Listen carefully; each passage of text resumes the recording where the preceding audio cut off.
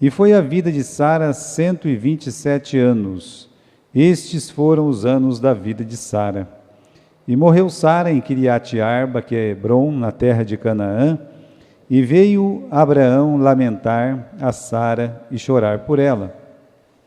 Depois se levantou Abraão de diante do seu morto, e falou aos filhos de Sete, dizendo: Estrangeiro sou entre vós, dai-me possessão de sepultura convosco, para que eu sepulte o meu morto de diante da minha face. E responderam os filhos de Et a Abraão, dizendo-lhe: Ouve-nos, meu senhor, príncipe de Deus és no meio de nós. Enterra o teu morto na mais escolhida de nossas sepulturas.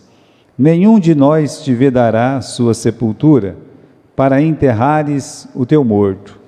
Então se levantou Abraão e inclinou-se diante do povo da terra, diante dos filhos de Et, e falou com eles, dizendo: Se é da vossa vontade que eu sepulte o meu morto diante da minha face, ouve-me e falai por mim a Efrom, filho de Zoar, que ele me dê a cova de Macpela, que tem no fim lá do seu campo, que me dê pelo devido preço, em posse de sepulcro no meio de vós. Ora, Efrom estava no meio dos filhos de Et, e respondeu Efrom, heteu, a Abrão, aos ouvidos dos filhos de Et, de todos os que entravam pela porta da cidade, dizendo: Não, meu senhor, escute-me, o campo eu te dou, também te dou a cova que nele está. Diante dos olhos dos filhos do meu povo, dou, sepulta o teu morto. Então Abraão se inclinou diante da face do povo da terra e falou a Efrom aos ouvidos do povo da terra, dizendo: Mas se tu estás por isto, ouve-me, peço-te, o preço do campo darei, toma-o de mim, e sepultarei ali o meu morto. E respondeu Efrom a Abraão, dizendo-lhe: Ó meu senhor, escutai-me, a terra é de 400 siclos de prata. Que é isso entre mim e ti? Sepulta lá o teu morto. E Abraão deu ouvidos a Efrom, e Abraão pesou a Efrom a prata que tinha falado aos ouvidos dos filhos de Et, 400 ciclos de prata correntes entre mercadores.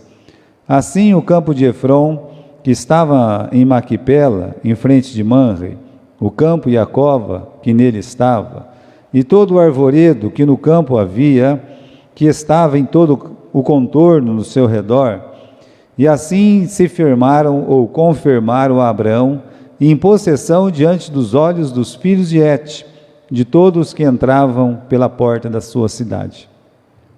E depois sepultou Abraão a Sara, sua mulher, na cova do campo de Macpela, em frente a Manre, que é Hebrom, na terra de Canaã. Assim, o campo e a cova que nele estava se confirmaram a Abraão em possessão de sepultura pelos filhos de Et. Muito bem, eu disse para vocês que são dois assuntos muito interessantes, não é? Mas quando a gente terminou o capítulo 22, a gente deixou algumas coisas em questão, não é? Por exemplo, quando Abraão foi matar o seu filho, não é matar, foi sacrificar o Isaque, Deus disse uma frase que para nós tem um ponto aqui no estudo. Ele disse assim: olha, não faças mal ao menino, né? Não faças mal, não estende a sua mão sobre o menino. E nós temos uma pergunta em cima dessa frase, que é: até onde, né? Nós temos aí, até onde vai os limites de um pai? Até onde um pai, ele é responsável por um filho? Veja, Deus fez dois pedidos para Abraão. Primeiro pedido: Abraão, leva o teu filho e sacrifica ele lá no monte que eu vou te mostrar. O Abraão obedeceu, né? O primeiro pedido que Deus faz para o Abraão é que ele deveria levar o filho dele até um monte, o monte de Moriá, que é o monte do Calvário.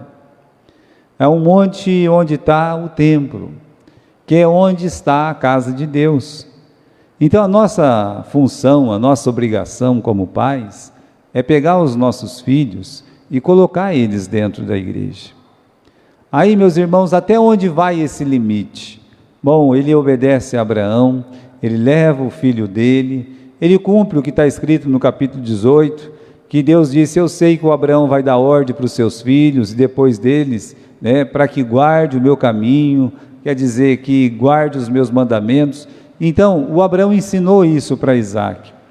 Agora, como eu disse para vocês, existe a ideia que Isaac só tem 15, 16 anos. Mas existe uma firme ideia que Isaac já tinha mais de 30 anos, talvez foi até no ano que a mãe dele morreu. E agora ele já é um homem, já é um adulto, ele é uma pessoa que ele precisa andar com as suas próprias pernas.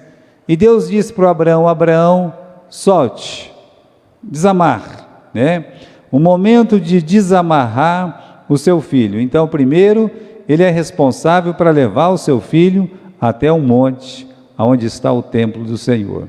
E segundo, ele é chamado a desamarrar, saber a hora certa de soltar o filho, saber tirar as mãos para que ele siga o seu próprio caminho.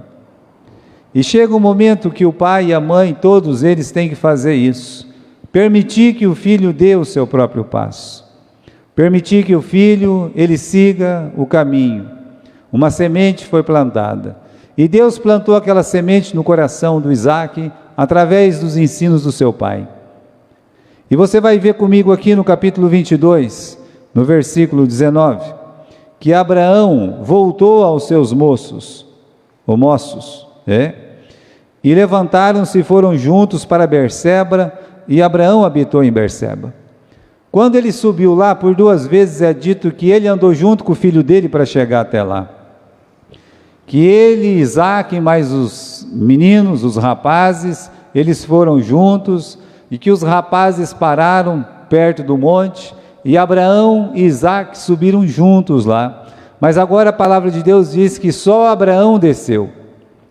E a gente tem que pensar o que aconteceu.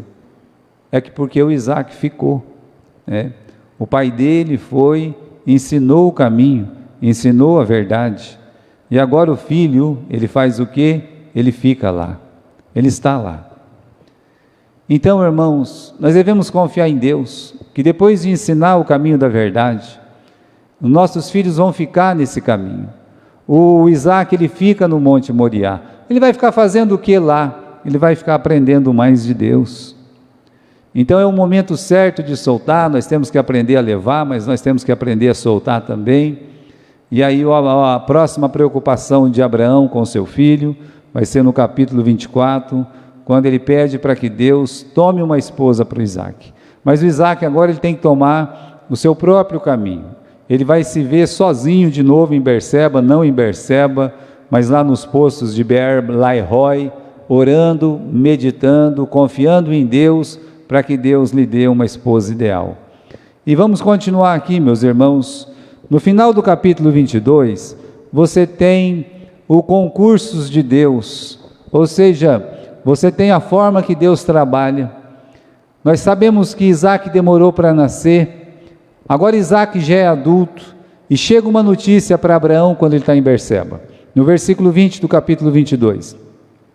Aconteceu que depois destas coisas, anunciaram a Abraão dizendo: olha, também Mica deu filhos a Naor, teu irmão. Chegou uma notícia. Eu fico imaginando, irmãos, aquelas caravanas, porque não tinha correio naquele tempo, não tinha celular, não tinha nada disso.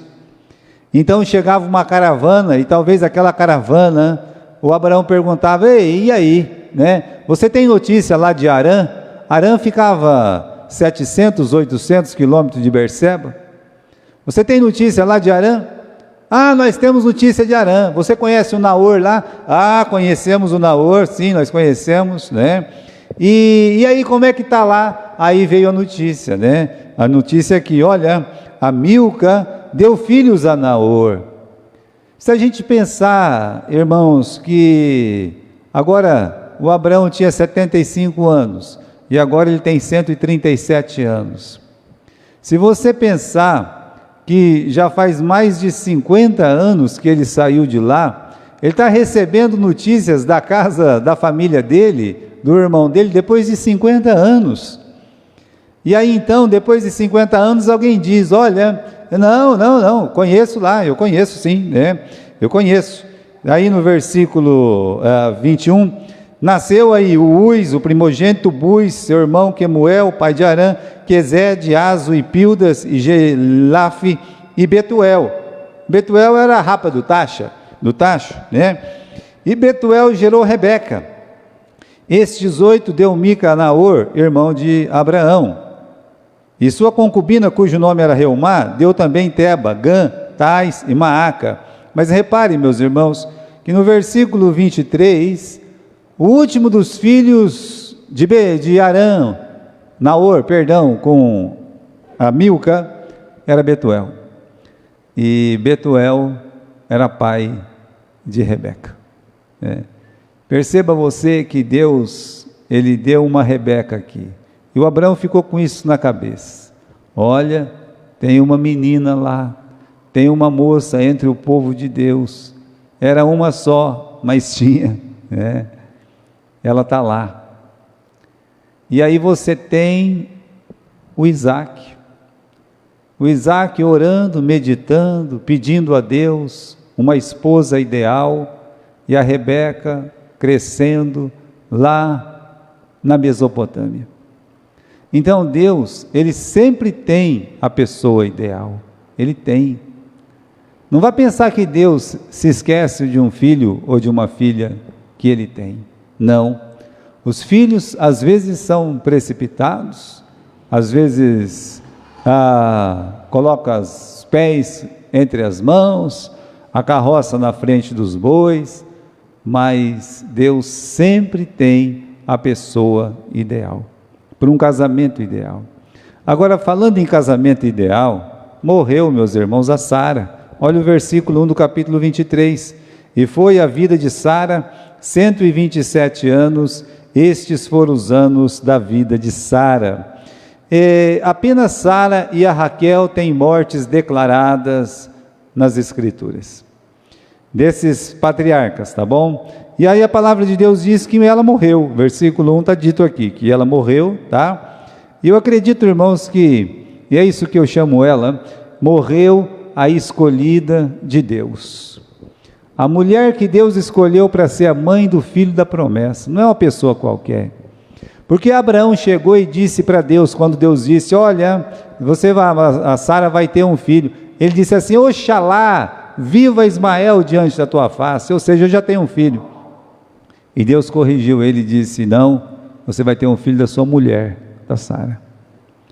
Então, irmãos, não era a Agar a escolhida, não foi a Quetura escolhida, e nenhuma das concubinas outras de Abraão não foram escolhidas. A mulher de Abraão era Sara. A palavra de Deus nos ensina isso. A mulher que Deus tomou suas dores por 3 vezes, no Egito, em Gerar e na disputa com Agar. Sempre que tinha uma coisa ligada com Sara, Deus ele tomava mesmo as dores de Sara. Lá com o Faraó, Deus amaldiçoou aquele povo todo. Lá em Gerar, Deus também amaldiçoou aquela gente toda lá. E quando teve a confusão de Agar, a concubina, com Sara, Deus olhou e disse, Abraão, escuta tua mulher, a Sara. Ou seja, Deus tomou as dores da mulher ideal, a mulher que Deus mudou o nome, chamando-a de minha princesa, ou seja, a princesa de Deus. Essa foi a mudança que Deus fez. As pessoas podiam olhar para Sara de qualquer jeito, né? Deus não. Deus olhava para Sara e dizia, esta é a minha princesa. É por isso que Deus mudou o nome dela de Sarai para Sara, para olhar para o mundo inteiro e dizer, esta aí é a minha princesa. Por isso Sara é a mulher escolhida de Deus, morreu a profetisa de Deus. O marido foi chamado de profeta, mas um dia Deus olhou para ele e disse, escutai a voz de sua mulher, porque ela tem razão nesse negócio. E aí você vê que ele teve que ouvir a voz que vinha dos céus, a voz de Deus através da boca da sua mulher. Por isso, meus irmãos, ela é uma mulher tão importante nas Escrituras, por ser a mãe do filho da promessa, mas também por ser a mulher do pai da fé.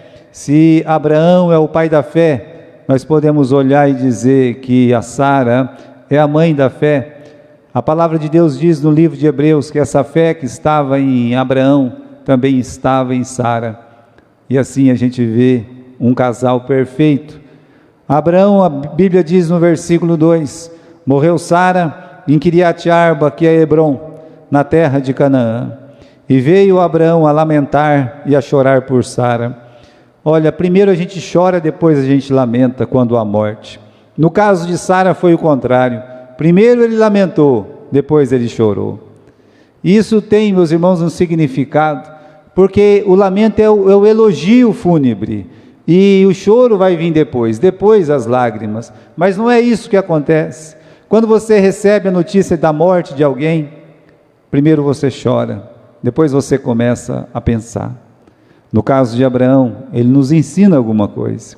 Chegou a notícia da morte de Sara, e ele começou a pensar na mulher que ela foi para ele, na companheira que ela foi para ele, na esposa que ela foi para ele, uma esposa, uma mãe, uma guerreira do seu lado, a mulher de fé que o acompanhou na sua jornada espiritual. Por isso que primeiro ele lamenta, ou seja, primeiro ele faz o elogio fúnebre e depois é que ele vai chorar.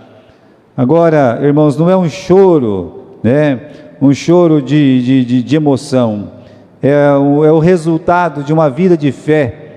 É por isso que ele está lamentando e chorando. É o resultado de uma vida de fé que foi vivida junto. E é muito importante isso, né? O lamento revela a importância de Sara na vida de Abraão. Veja só, eles já estão juntos há 127 anos. Mas pastor, ela morreu com 127, é isso mesmo? Ela era irmã dele. Então eles já estavam juntos há 127 anos. Provavelmente eles já eram casados há uns 100 anos, e fazia 62 anos que eles receberam aquele chamado, aquela ida, né? aquela ida de Harã para Canaã. Então fazia 62 anos que eles estavam marchando juntos na fé. Eles tinham 127 anos juntos, talvez mais de 100 anos de casamento, e 62 anos de ministérios juntos. É para lamentar, é para chorar, não é verdade? E aí, meus irmãos, ela chamava ele de Senhor. Quem nos ensina isso é Pedro. Não precisava, mas era a consideração que ela tinha. E mesmo linda, desejada pelos homens, sempre o respeitou. Sara, auxiliadora, seja com visita, seja com anjo, seja com o próprio Deus, Sara está sempre na frente. Sara é a mulher ideal de Abraão, é o casamento ideal. Então por isso nós falamos, com Sara, Abraão teve o casamento ideal. Não aconteceu com os dois o que aconteceu com Jacó e Raquel. Um olhou para o outro e ficaram apaixonados, mas viviam brigando, era uma confusão medonha, e ela morreu daquela forma trágica, depois dele fazer um juramento precipitado. Então, meus irmãos, aquele casamento apaixonado praticamente não deu muito certo não, mas esse casamento aqui é o que nós chamamos de casamento ideal. Por que ideal? Porque eles têm um ideal, ensinar o mundo sobre a existência de um Deus único, verdadeiro, de justiça, de compaixão, que deseja abençoar todas as famílias da terra. É por isso que eles têm um casamento ideal. Veja, os dois têm o mesmo propósito. Qual o propósito? Construir uma família espiritual. O casamento que dá certo é aquele casamento que o marido e a esposa têm o propósito, o ideal de servir a Deus. E aí, meus irmãos, as bênçãos vai acompanhar. Todos os problemas que vierem serão vencidos, cada batalha vai ser vencido, porque o ideal de servir a Deus toma o primeiro lugar. Primeiro lugar, amarás ao Senhor teu Deus de todo o teu coração, de toda a tua alma, de todas as suas forças, de todo o teu pensamento. Então, se esse é o ideal do casal, do marido e da esposa, então, está lá. Eles vão marchar juntos na jornada de fé. Muito bem, vamos continuar, meus irmãos. Mas essa jornada de Abraão termina aqui. Por que eu digo isso?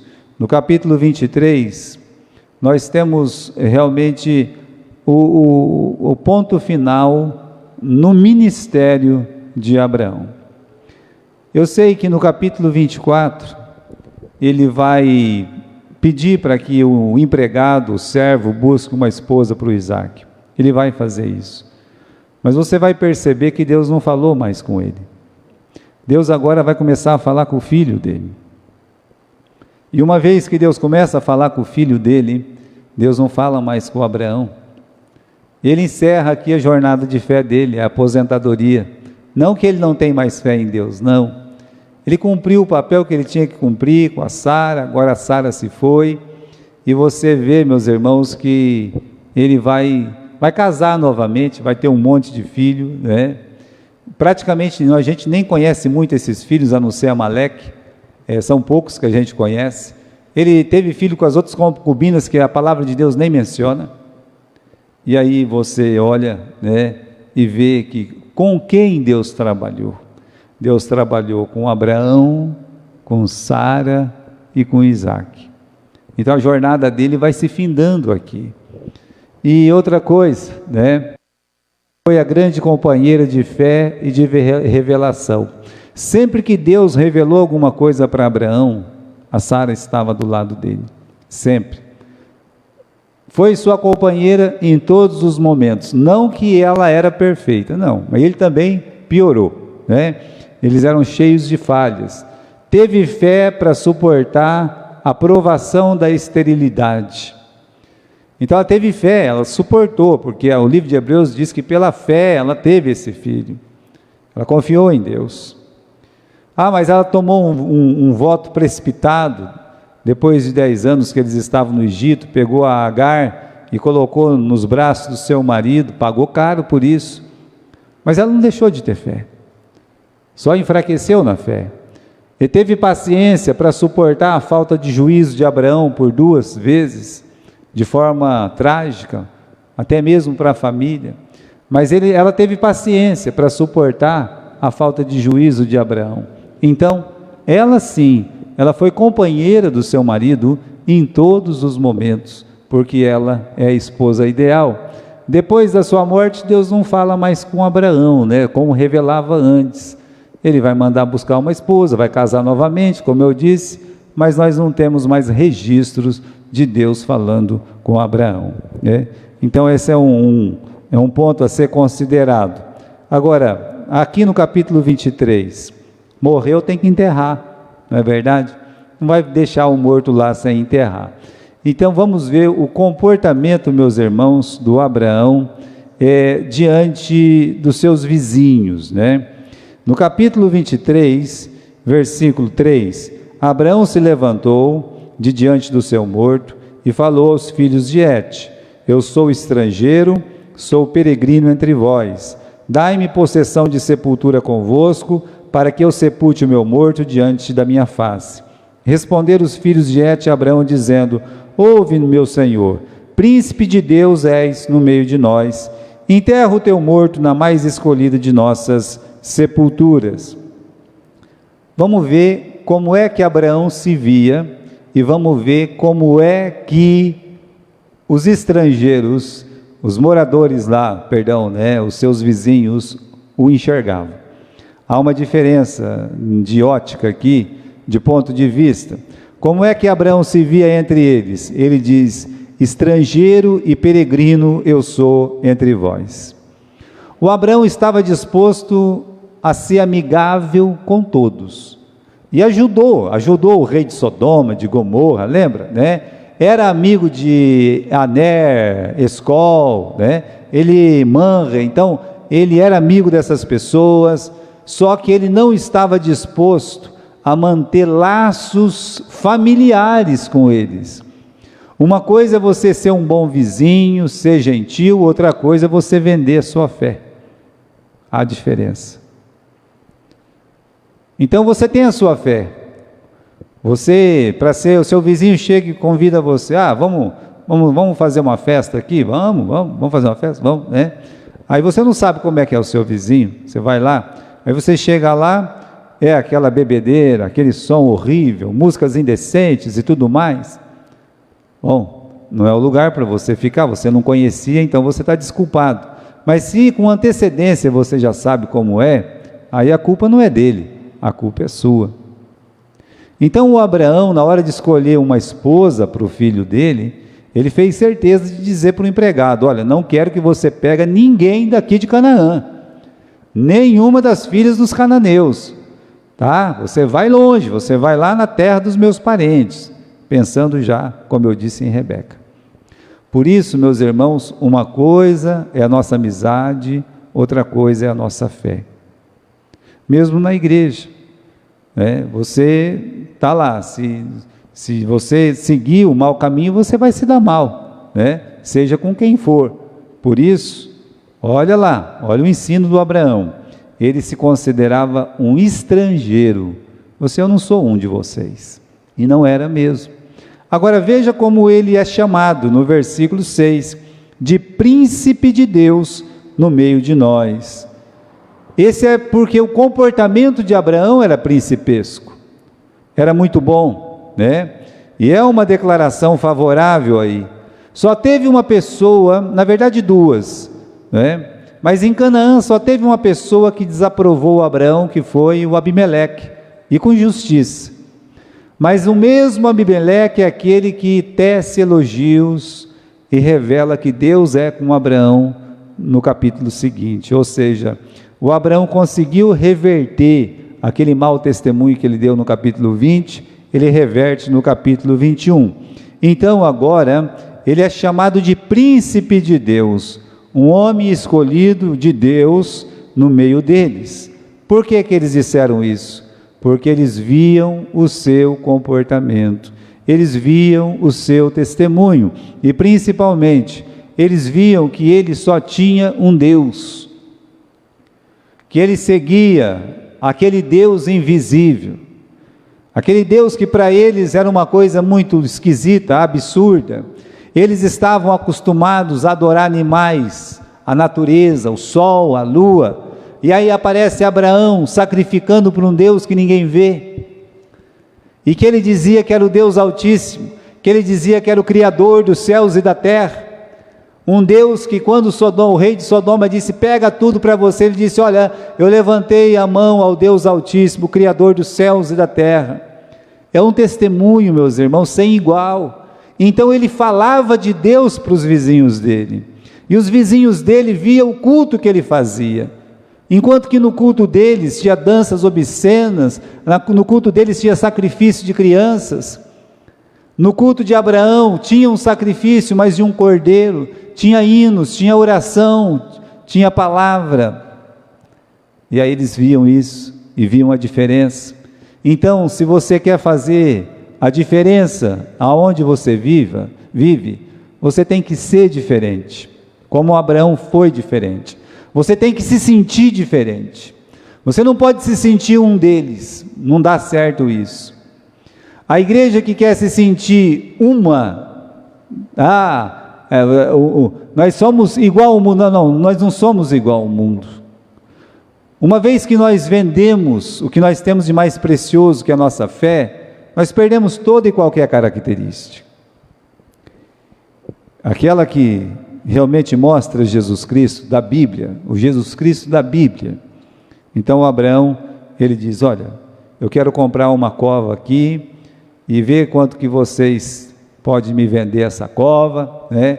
E aí então, os cananeus disseram, não, tem um monte de cova aí, escolhe a melhor cova, escolhe a cova que você quiser, e vai ser sua, nós vamos dar essa cova de presente para você, porque você é uma cara sensacional, gente boa demais, olha, nós gostamos muito de você, Abraão, né? O papo está virando desse jeito aqui. É melhor você não aceitar nada que os ímpios têm, porque presente de ímpio sai caro. Como sai caro?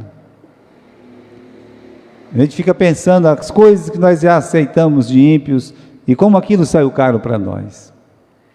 Seja em qualquer tipo de coisa. Às vezes nós temos o gravíssimo erro de aceitar alguma coisa de forma política e coisa assim. Esse é um gravíssimo erro, que sai muito caro. Olha o Abraão, deram a cova para ele no versículo 6. Ele está dizendo, estão dizendo, enterra o teu morto na mais escolhida de nossa sepultura. Ninguém vai te impedir, é tua, pode pegar. Versículo 7, Abraão se levantou, inclinou-se diante dos filhos de Et, falou dizendo, olha, se é da vontade de vocês que eu sepulte o meu morto diante da face, ouvi-me e falai a mim, a Efrom, filho de Zoar.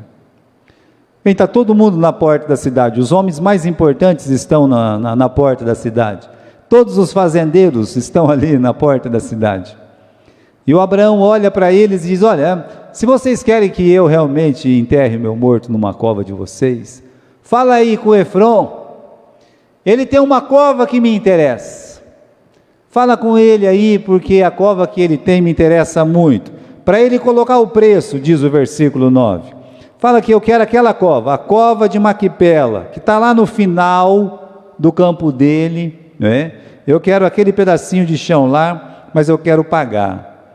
Aí versículo 10, Efrom estava na conversa, o Abraão está falando, mas o Efrom está ouvindo, olha, fala com o Efrom, mas o Efrom está ouvindo. Aí o Efrom se levanta e diz, ei, calma lá, Abraão, Abraão, você gostou daquela cova? Pega, é tua, pode enterrar o seu morto lá, não tem problema nenhum não, Versículo 10, Efrom estava no meio dos filhos de Et, e respondeu Efrom, Eteu a Abrão, aos ouvidos dos filhos de Et, e de todos que estavam passando pela porta da cidade, dizendo, não, meu senhor, escutai-me, o campo eu te dou, também dou a cova que nele está, diante dos filhos do meu povo te dou, sepulta lá o teu morto. Olha, mais uma vez, primeiro ofereceram qualquer cova, Abraão disse, não quero qualquer cova, eu quero a cova de Maquipela que fica no final do campo.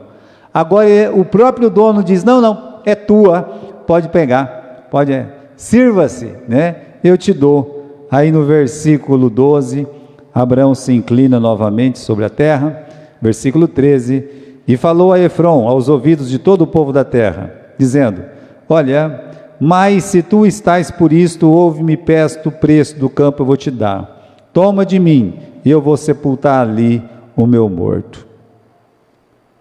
Não, olha, a conversa aqui vai longe, dos dois.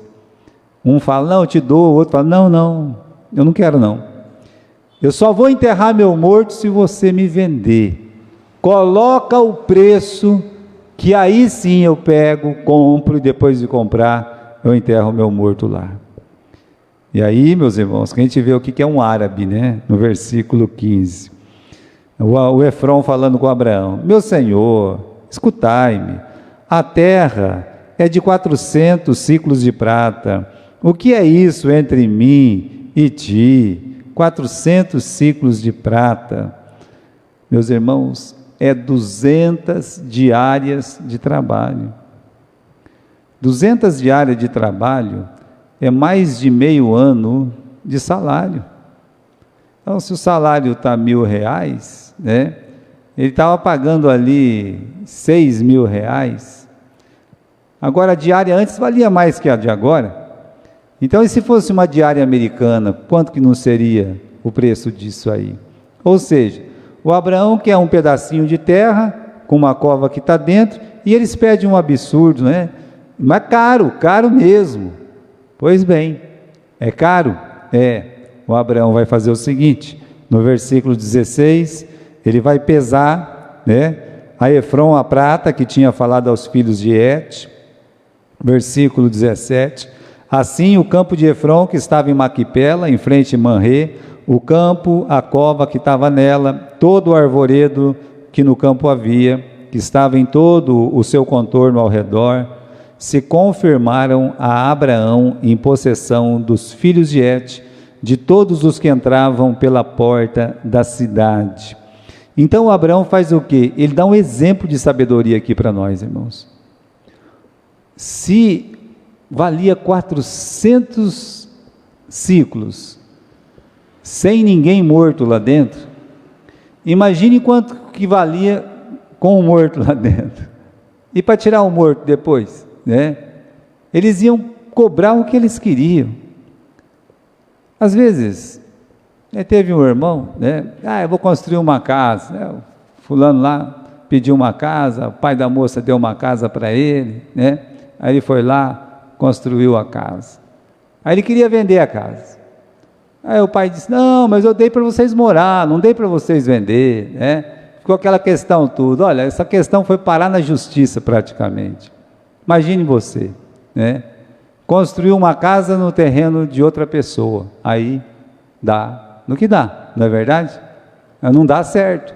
Então, uma vez eu lembro que eu peguei um manual, e um manual assim: construa sua própria casa. Sabia que tem essas coisas?